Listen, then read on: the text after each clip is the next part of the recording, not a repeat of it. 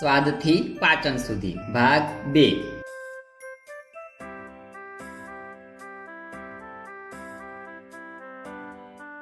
આ વિડીયોના ઉદ્દેશો છે: 1.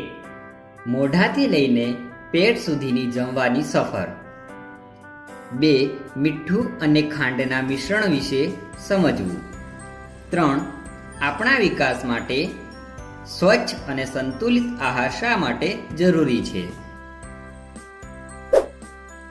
નમસ્કાર મિત્રો, આશા છે કે તમે લોકો સ્વસ્થ હશો। હું તમને બધાને સ્વસ્થ બનાવવા માટે ફરીથી આવ્યો છું। તમને ખ્યાલ હશે કે કાલે મીનુની મમ્મી ગીતા, રમેશ અને મીનુને ભોજનના સ્વાદથી પાચન સુધીની સફર જણાવી રહી હતી। એ બાળકોએ ઘણી બધી માહિતી એકત્રિત કરી હતી, પરંતુ રમેશના મનમાં એક સવાલ હતો। ચાલો તેના સવાલનો જવાબ શોધીએ। શાળાએથી પાછા ફરતી વખતે મીનુ, ગીતા અને રમેશ વાતો કરતા હતા। મીનુ, ચાલ તારા ઘરે જઈએ, માસી સાથે જમવાની પાચન ક્રિયા સમજીએ।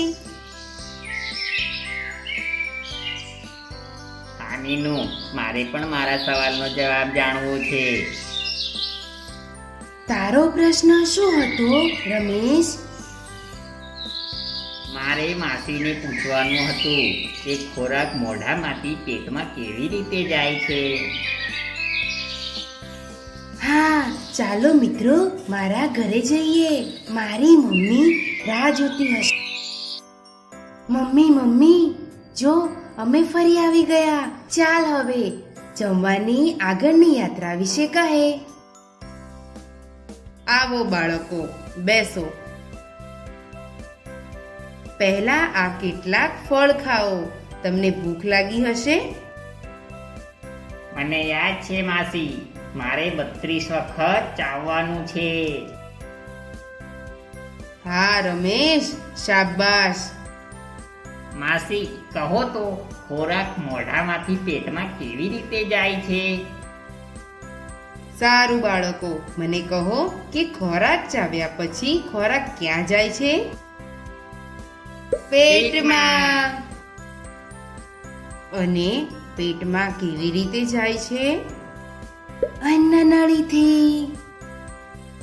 હા, ખોરાક મોંમાંથી અન્નનળી દ્વારા આપણા પેટ સુધી જાય છે। ત્યાં આપણું પેટ સારી વસ્તુઓ, પૌષ્ટિક તત્વો લઈ લે છે અને બાકીની અનિચ્છનીય ચીજોને આગળ મોકલે છે।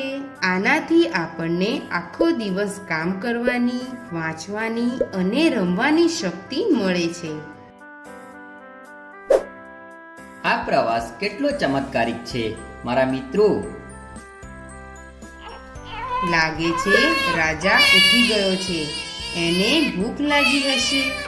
રાજાને ભૂખ લાગી છે, હું તેને દૂધ પીવડાવી દઉં।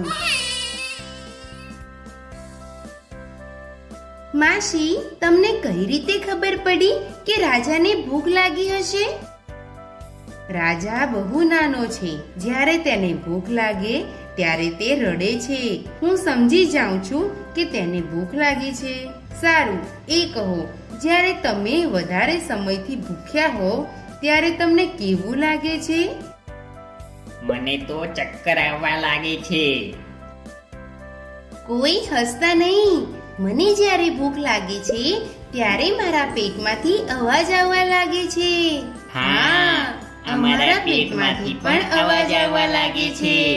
જ્યારે આપણને ભૂખ લાગી હોય અને આપણે ઘણા સમયથી કંઈ ખાધું ન હોય તો આપણને થાક લાગે છે, આપણું માથું પણ દુખાય, નાના છોકરાઓ રડે અને હા, આપણા પેટમાંથી અવાજ પણ આવે છે।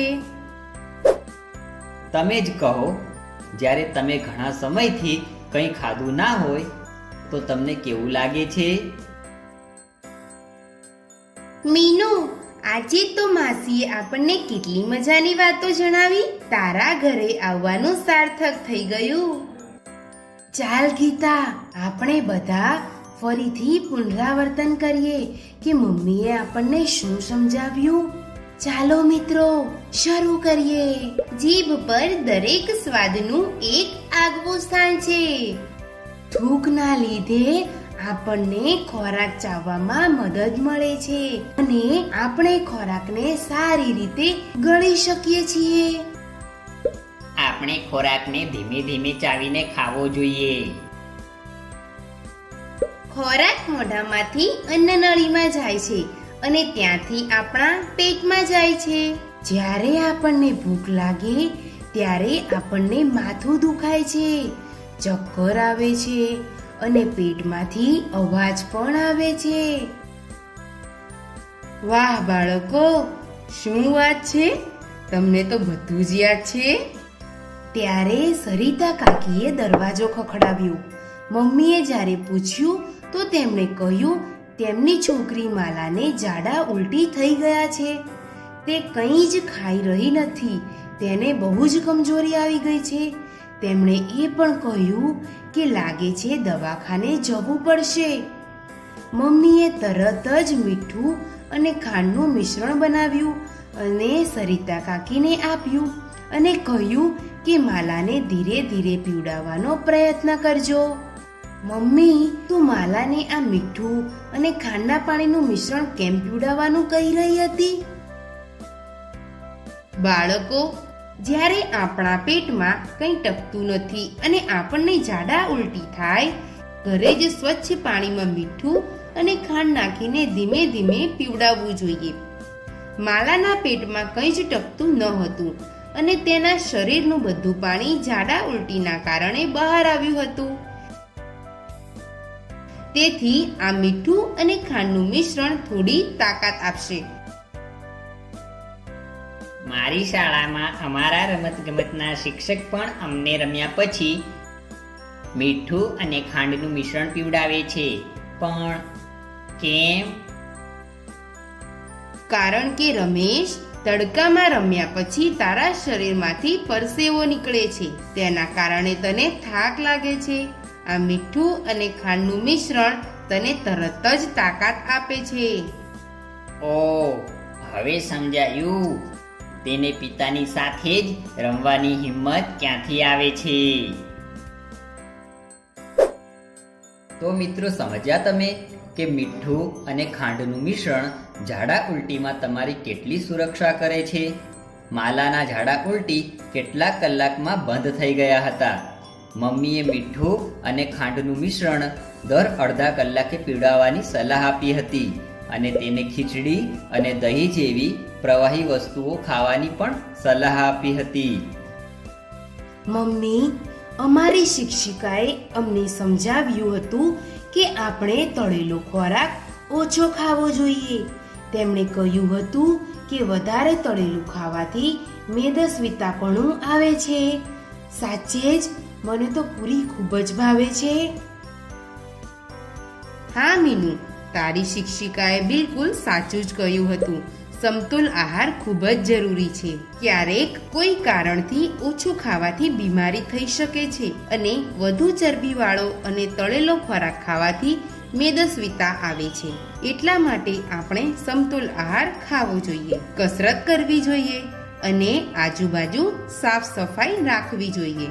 સારું, હવેથી હું પૂરી ખાઈશ, પરંતુ સાથે સાથે લીલા શાકભાજી અને ફળો પણ ખાઈશ. આ રમેશ છે ને માસી, ક્યારેય પણ તેનું ખાવાનું પૂરું કરતો નથી. રોજ ખાવાનું બાકી રાખે છે. બાળકો, આપણે ખાવાનું હંમેશા પૂરું કરવું જોઈએ. આપણે ખાવાનો બગાડ ના કરવો જોઈએ, કારણ કે કેટલાય ઘરોમાં કોઈ કારણોથી ખાવાની અછત હોય છે. માસી, હવેથી હું રોજ મારું જમવાનું પૂરું કરીશ. હા, નહીતર અમે તારી મીઠાઈ લઈ લઈશું. ચલો બાળકો, હવે તમે થોડી વાર રમવા જાઓ અને પછી સમયસર તમારા ઘરે જતા રહેજો.